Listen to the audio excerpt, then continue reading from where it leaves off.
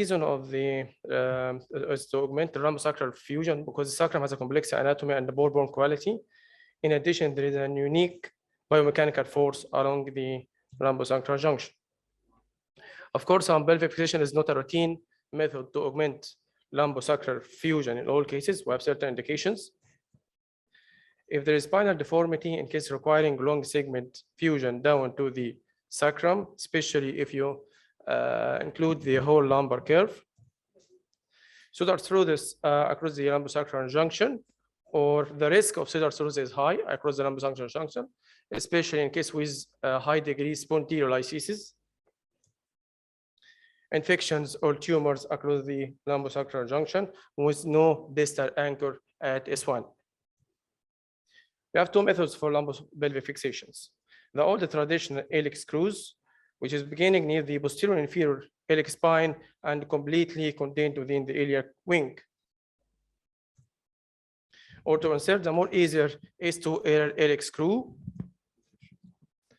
from the midpoint between dorsal S1 S2 foramina towards the anterior inferior iliac spine and should rest 1 or 2 centimeters above the greater sciatic notch and above the acetabulum.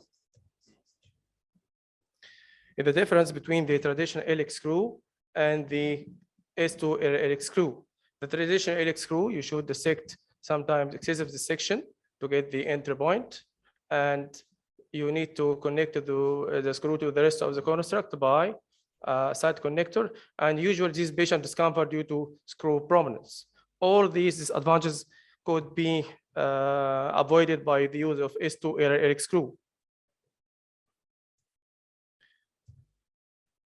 This is the easy entry point for the S2 Iliac Screw. If there is an entry point for S1, this is the entry point for S2 Iliac Screw, just in line with the S1, distal to the S1 entry, and just 1 or 2 millimeters lateral to the entry of S1 S1 screw.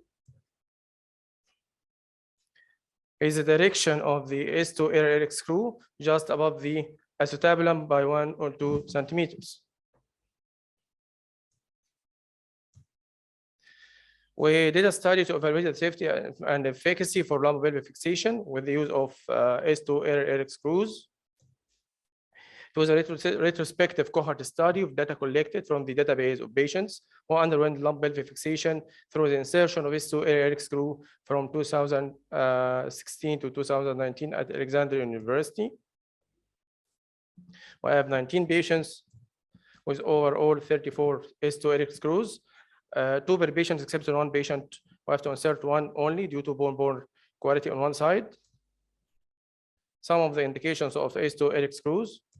We have a long segment fixation down to the sacrum. This patient has a long segment fixation ending at L4, which is resulting instability at L4-5. So we need to fuse down to the sacrum. It's best to include the sacral iliac screw, include the pelvis with the sacral iliac screw. If there is a risk of pseudarthrosis across the lumbosacral junction is high, such as in high degree spondylolysis, especially in osteoporotic patients.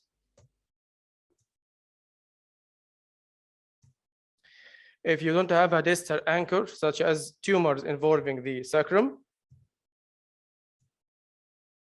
or in cases of fractures involving the sacrum. So we have 6-month outcome with postoperative VAS score decreased significantly from 8 down to 3.5,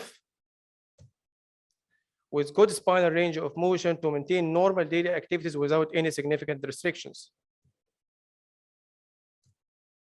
Some complications may be you may have from insertion of S2 Iliac screw, such as pelvic breaches, whether dorsal or ventral, and again the risk of pseudarthrosis is present with S2 Alar screw, although it is less than the normal lumbosacral fusion, but it's still present with hardware failure. Pelvic breaches may be dorsal pelvic breaches, which is usually asymptomatic without any major symptoms. It's the most common. In our patient, we have 3 patients out of 19 patients with dorsal pelvic breaches. And the less common is the ventral breach inside the pelvis. It is more dangerous due to the presence of the viscera, but we have only one case without symptoms. Sometimes we got heart valve failure due to pseudarthrosis, such as in such patient. Maybe the pseudarthrosis due to the mismatch between the high pelvic instance and the lumbar lordosis.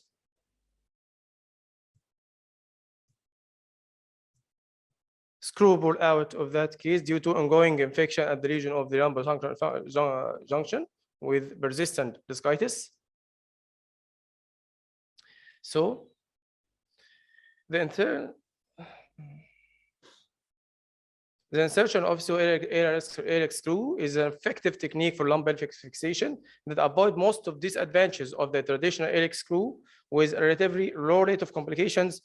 With the pelvic breaches, dorsal pelvic breaches are usually the commonest complications encountered during lumbopelvic fixation, but without clinical symptoms. Thank you.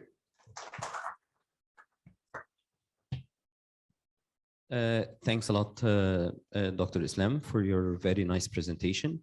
Now we call on Dr. Ahmed Saeed to give us a talk about 360 degrees fixation and fusion for cervical and dorsal dislocations in one-step surgery.